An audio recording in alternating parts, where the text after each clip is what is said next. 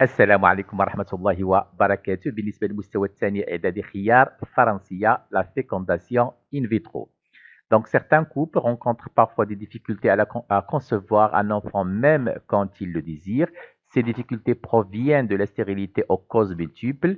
Les couples recourent dans ce cas à ce qu'on appelle assistance médicale à la procréation.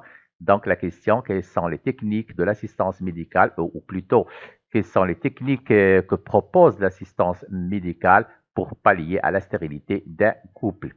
Donc, on parle dans ce cas-là, cette technique, elle consiste à ce qu'on appelle la fécondation in vitro. On va découvrir les étapes de cette fécondation. Donc, l'assistance médicale reproduit au laboratoire les premières étapes du développement embryonnaire et se réalise hors de l'organisme. C'est pour cela qu'on l'appelle in vitro dans un milieu de culture approprié. La fécondation et la formation des premières étapes du développement qui ne peuvent pas se dérouler dans la trempe. Le processus de ce qu'on appelle FIVET plutôt, je m'excuse, requiert une succession d'étapes sous contrôle médical avec des examens rigoureux de la femme. On va découvrir ces étapes.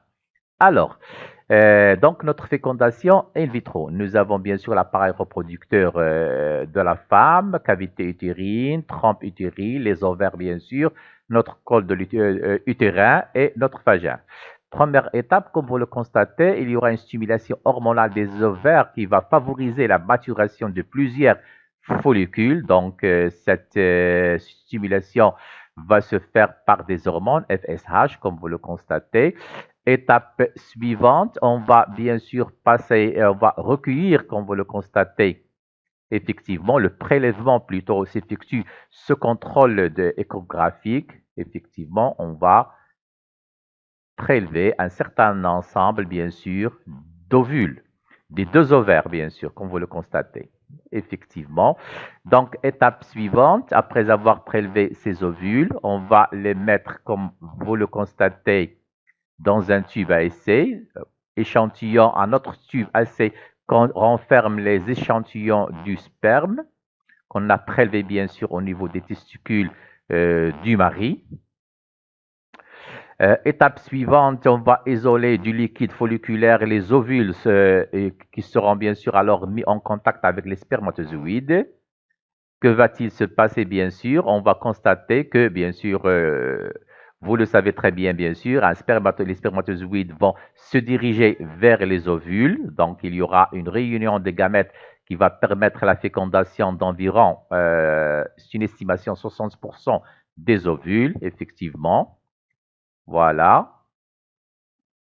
Il y a, comme vous le constatez aussi, pénétration du noyau du spermatozoïde qui va se diriger vers le noyau de l'ovule. Donc, il y aura fusion des deux noyaux, celui du spermatozoïde et celui de l'ovule. Et c'est une fécondation. On obtiendra bien sûr une cellule œuf. Voilà. Dans le noyau, bien sûr, est constitué des deux noyaux, celui du spermatozoïde et celui d'un ovule. À signaler aussi, bien sûr, que les informations génétiques se trouvent au niveau du noyau. Donc, notre cellule œuf qui s'est formée, bien sûr, le noyau renferme en même temps des informations génétiques qui proviennent du père et les informations génétiques qui proviennent de la maman. Donc, formation d'un embryon stade 2, puis stade 4, donc 2 cellules, 4 cellules, puis 8 cellules, et ainsi de suite.